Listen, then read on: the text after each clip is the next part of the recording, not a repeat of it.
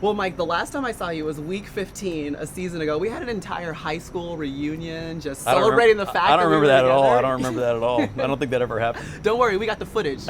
We can run it back. This is a little better. This is a But little better. did you imagine when we were sitting down then that the next time we sat down, we'd be less than 10 miles away from Levi Stadium because you're about to coach in the Super Bowl for the first time?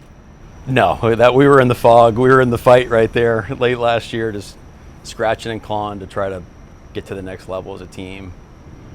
No, not in my wildest dreams, but here we are. Mm-hmm.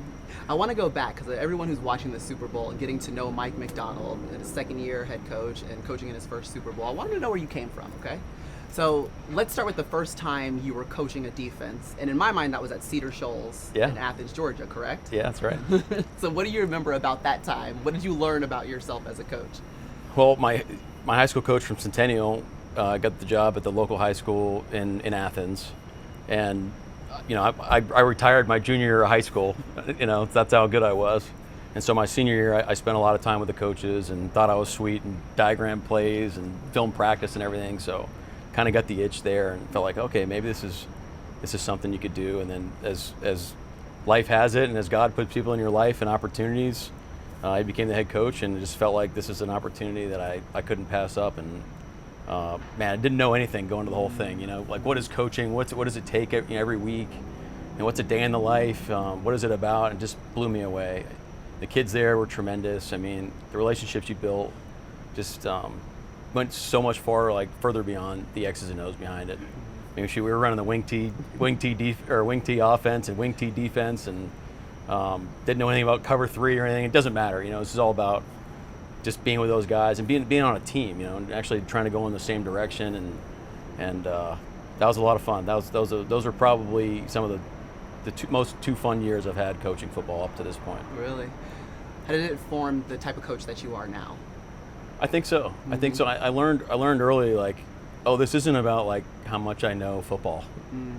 Like, this isn't like, oh, I could draw a cool play. It's like, no, this is about our team and what we can become as a team and having responsibility for things. And look, I'm not the head coach.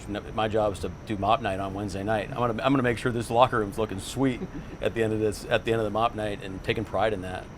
And investing in your players, like there's a lot of guys at that school that needed people to invest in them, and that was incredibly rewarding for me, and that's really where you got hooked. Yeah, there's so many great turning points I feel like in your story, but one of them was when you could have walked away essentially. Yeah, you could have taken a corporate job. I want you to take me back to that moment, the process, the circumstances that were at play when you could have walked away from coaching. Yeah, that was the fall of 2013.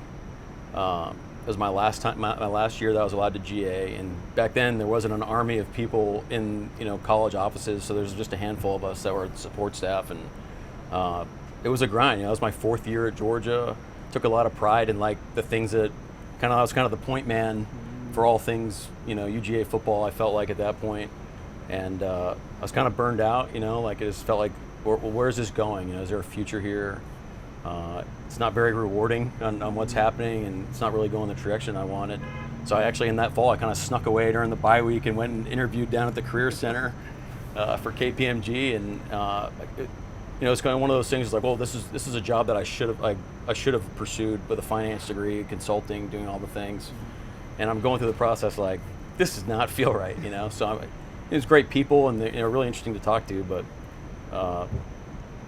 It just didn't shake out, and as God just plants these things in your life, and I had the opportunity to interview with Baltimore. It was like, man, this is what I want to do. Like these are the people that I want to like just talk football with and be a part of. And after I went and interviewed up in Baltimore and having that opportunity, man, it became a pretty easy decision. But incredibly blessed that happened in that order, because I was you're a month away from hanging up and moving to Atlanta. Yeah. What do you think your life would look like if you had done that? Can we have that moment?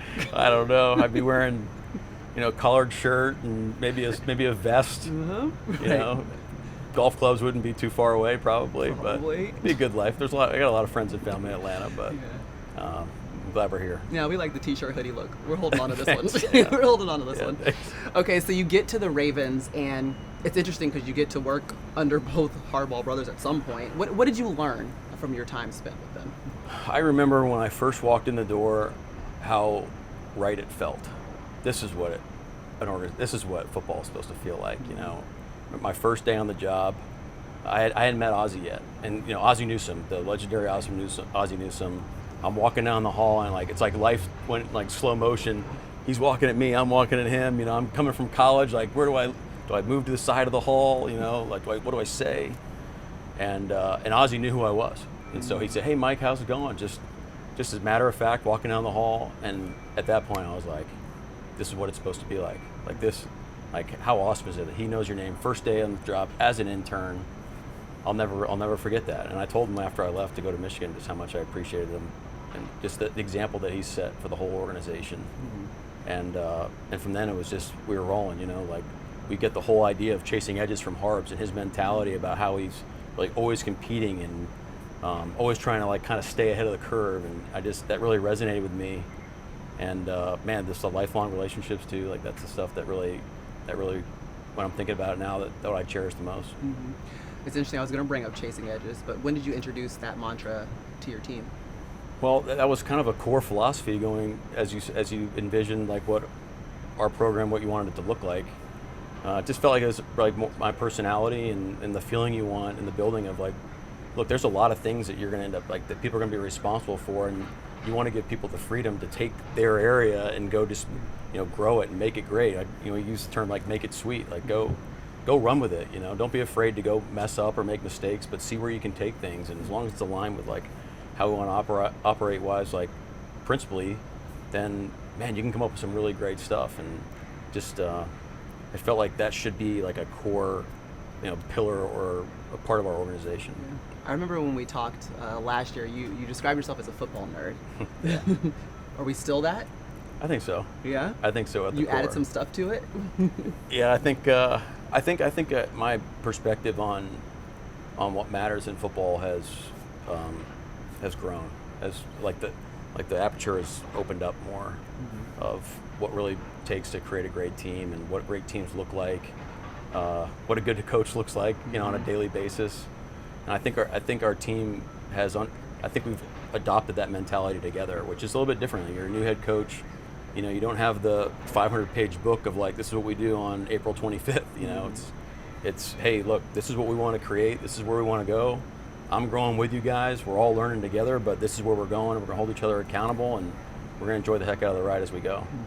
I'm curious, do you ever look back and you're like, that was a perfect game. I called a perfect game. Do you ever go back and think that? Never. No? No, there's always plays where you're just, it's funny, like you always remember the ones that you screwed up. There's some good calls in there, I'm assuming, but there's the ones that get stuck in your mind are the ones where you just like, man, I screwed that one up, unfortunately. Where do you feel like over the course of your career and on the trajectory where you felt like, I can do this, like you felt like a confident play caller, you could move into the play calling position? Like what was that turning point for you? Well, when I was a GA at Georgia, I took a lot of pride in like trying to help Coach Grantham out and like finding tendencies and things like that. So I kind of felt like I had a mind or like the enthusiasm to go try to find stuff.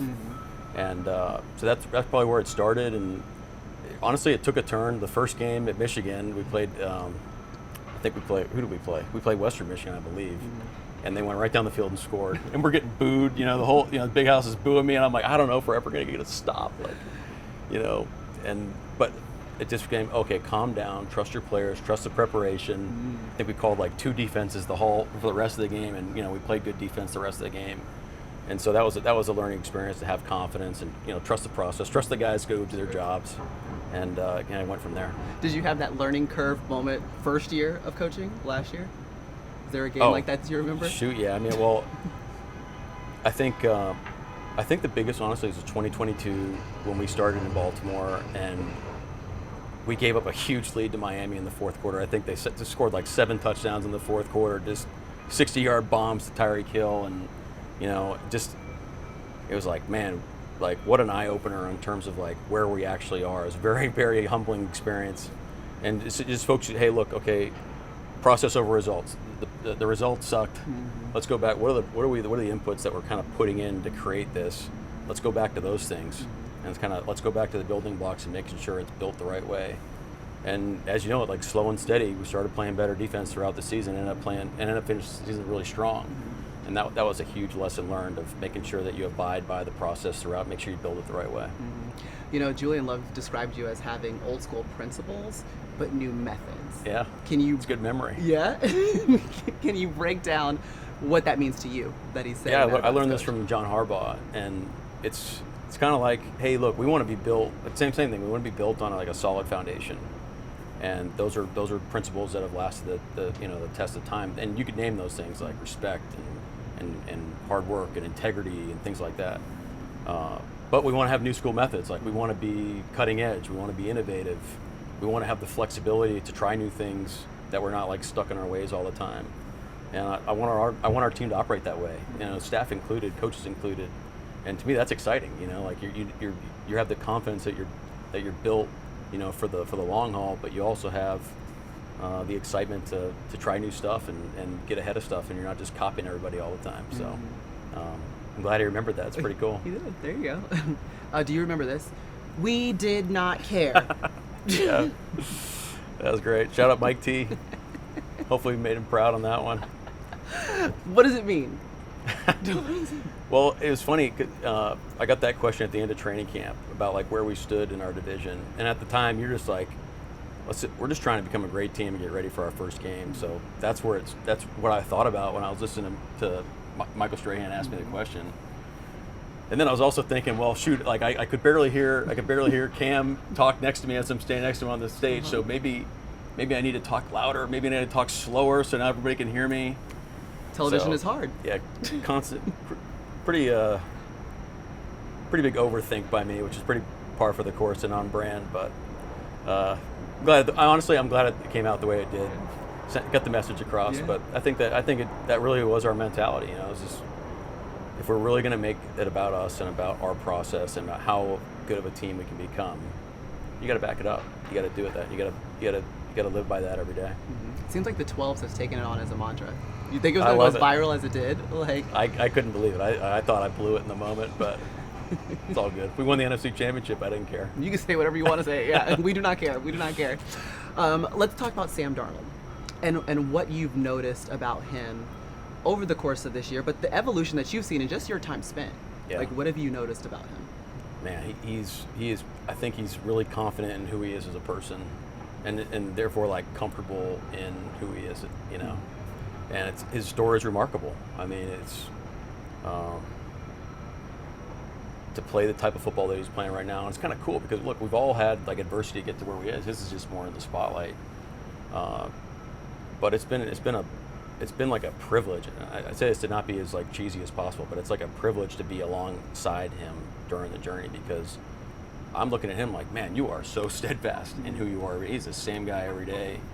You know, whether it's the first OTA or, you know, perfect passer rating against Washington, or it's a 4 interception game. I just to see how he responds, like talking about the process, has just been has really earned my respect, which above and beyond where it started, and really I think his teammates' respect of how he treats them and how he goes about his business every day. When he speaks about you, he talks about just the belief he knows that you have in him, and that playing a role in who he knows he can be. It's awesome. Like, what does that mean to you? That hits it right on the dot right there. I mean, that means a lot to hear that. Yeah, it's really cool. It's really cool. He's like, you've seen it, and look, we didn't know each other before the season. I mean, but I think you have a vision about where he can go and where we can go as a team, and you know that he's going to be leading the charge, and you just attack it every day, and you just kept hitting those, you know, all the notes. And really, it was not like how many balls did you complete in practice, or did you set the world on fire in practice. It was really just, man, this guy is just every day steadfast, every rep, coaching the guys up, getting on the same page.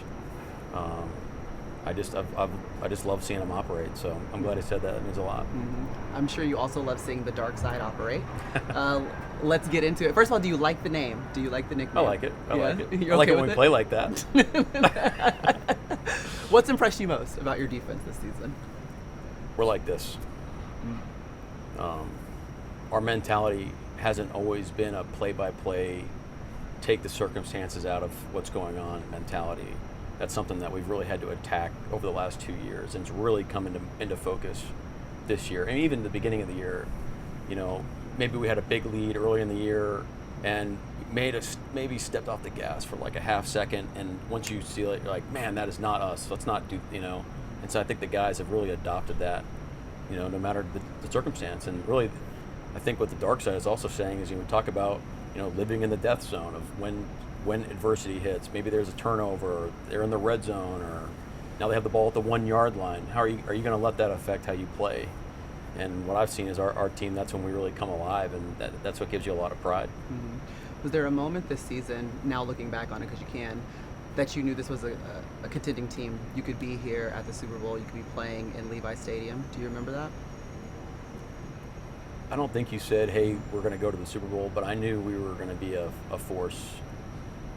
Let me put it this way. I felt like we were going to be a force in training camp. Really? Yeah, I felt like we set out to be tough and connected, and we became that in camp. Mm-hmm.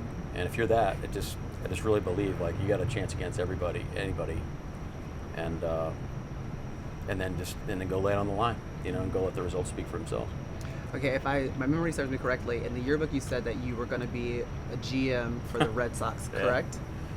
So that means... But on record, that's like what I wrote. I don't remember writing that, but someone else maybe did it's that. a plant, maybe it's all part of the script. I really just bring it up because that just means that obviously born in Massachusetts, right? Yeah. You grew up a Patriots fan? I did. Did you ever go to games in Gillette Stadium? When my dad took me to Foxborough when Drew Bledsoe was drafted, and they had like the first overall pick. I think I was like, I don't know, 6. Mm-hmm. And we got a tour of Foxborough, and it was like, man, this is like, we're in the stadium, and that's like the memory that's lasted with me all. And then, the next summer we moved back down to Atlanta, but that was special. That was really cool. Mm-hmm. Okay, I love you brought up your dad. So talk to me about what he's meant in your journey in football. Sounds like taking you to the games, but in other ways that he's impacted you. I think really both my parents, but my dad, like, I always felt like he just like believed in me, and so you always had someone like in your corner that like just knew you could do it. I'm like, Dad, I can't hit this 96-mile-an-hour fastball. This guy's like unhittable. He's like, no, you can't. Just go in there and hit it. Mm-hmm. Or I can't tackle that guy. He goes, no, I've seen like something as simple as that. And then it's in life too. Like he just really thought if you put your mind to something, you could go achieve it. But he would help you and had expectations and wanted you to have a plan and wanted the best for you. But I think it's like that steadfast support system your whole life, where that means that's powerful stuff to have someone believe in you, and that's probably resonated with me with our players. You want your players to feel like you believe in them and that they can make it happen. Mm-hmm. Something not everyone knows, but your dad has been sick, and you've found a way to persevere through it. He's found a way to persevere through it, and he's on the other side of it. Yeah. So I want you to share with us just the story that you guys have been powering through as a family as you get to this moment on the precipice of what is like a career-changing moment for you. Yeah, you don't really know when life's going to hit you in the face. And my dad called me at the end of last season and said he had kidney disease. And as like parents do, I don't think they tell you like the whole story. And so I didn't know anything about kidney disease or dialysis or anything like that. But you kind of looked it up and did like the quick math of like how long you can be on dialysis at his age versus what's the expected turnaround time for a kidney donation, and it wasn't good math. It didn't really add up. So that was like a tough hurdle to get over. But my dad's attitude the whole time, he was just so positive with everything, and it really helped us, as a family, to be like, okay, like let's go support him. Let's do what we need to do. And as God would have it, a woman from his church, Samantha Harris, God bless her, donated her kidney to my dad, and a couple weeks later they did the operation. She's doing great. My dad's doing great, and was able to come for the divisional game and the championship game, and he'll be here on Sunday. What will it mean to you to know that he's in the stands, able to watch this game? It's going to be pretty special. My whole family. I mean, my sisters are going to be here with their family. My mom's going to be here. Those are the people that have been in it with you the whole time, and got a great family. My wife's going to be there. Jack's going to be there. It's my second game for Jack, so hopefully he enjoys it. It's tough to please him these days, but he'll be there. I think Lombardi might please Jack. Yeah. One day he'll look back and maybe he'll like it. Yeah, it's cool. Okay, so if you're a coach, that means you love to teach, right? What is it about you that draws you to wanting to be a teacher? It's a good question. You're looking at someone that can't do, So I think it's fun to see. Like I go back to Cedar Shoals, like, hey, you did something today that you couldn't do yesterday. Oh, that's cool. That got me hooked. I think it's that simple, like to see people like fulfill that ability is like really cool. And it's fun. You see light bulbs come on, and then all of a sudden it comes together, and now you can build it. It's just it's really rewarding. I think you said something before, is like together we can go places that you like can't go alone. Yeah. And that's something that you get to build with your teams. Yeah, 12 is 1. Yeah. That's the message. I mean, 12 is 1 started with like, hey, look, 12 is a sacred number in Seattle, but we want our team, we want it to make it feel like we're playing more than 11 guys. Like there's 12 out there, so 11 guys on the field, the 12s, like the synergy behind the whole thing. But in order to do that, you have to be connected, and there's power behind that. Really everything that you do. And so when you're aligned, that's powerful stuff, and that's really, that chasing edges. I mean, those are the core principles of how we want to operate. Okay, the last person, I'm not going to leave her out of this interview. Stephanie. Yeah. Your rock. Make me emotional. Yeah. I mean, obviously, what has she been to the journey? But can you take me back to y'all's story? Like meeting, knowing she was the one, and how she's helped you make it to this moment. Again, it's one of those things in life where you don't know, it's like, you don't expect it. You're just kind of going along, and then we started dating, and I think it was like our second or third date, and that was about it. I was like, all right, let's spend every day together from here on out, pretty much. Special person. I just emotional thinking about it, but she is she's an angel. She's like the most kind, most caring, most beautiful person just like I've just ever been around. Just so optimistic, like great mom. I mean, she's a tremendous mom now. It's just like so awesome to see her with Jack every day. And she's having to sacrifice a lot. Hey, babe, look, you ready to move to Seattle? Let's move across the country. Oh yeah, we're going tomorrow. Like, and just ready to go. And just been along for the journey. Been so supportive, and she's right there along. We're doing it together. She's a partner in this whole thing. How does she make you a better coach? She makes me a better person. Why? She sees the good in everything, and in everybody. And so, how does that not make you want to just treat people better? Be more optimistic, be more positive, and which makes it a lot of fun too. Okay, harder to convince Seattle Seahawks to hire you as a head coach without any head coaching experience, or Stephanie to be your wife? I think we know the answer to that one. Definitely took the second one longer to happen, to convince her, I think. But worked out in both ways. It's pretty cool. Yeah, and now we're here. Here we are. Awesome. Oh, I do have a little video to show you before you go. Special made just for you, special delivery. Oh boy. It won't make you cry. This one will make you laugh.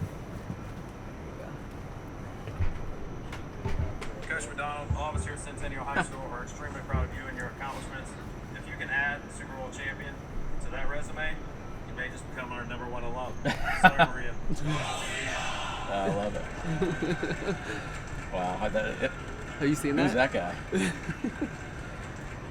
You've got a banner. They got you up outside the school and everything. Outside the school? Yeah. Like on the welcome. I think Brian Polston played a prank right there senior year. Oh, really? Mariachi band. Did you remember that? I remember they used to go and paint the top of the whatever the water tower thing was. was. Mariachi band come play on like a Friday morning, like Stop. On game day. Uh-huh. So you walk in, normally it's the band, and we walk into the out right outside the gym, and there's a mariachi band just playing. That must have been So your funny. senior year, not mine. No, Bolst was in your grade, so I was a junior. A youngin'. Yeah, You're doing cool stuff. I was trying to. I was with the people. Whatever. 240 pounds. Yeah, not yet. That was in college. Hi, I'm Mike Tirico, and thanks for watching. Make sure to hit subscribe for the latest news and highlights from NBC Sports.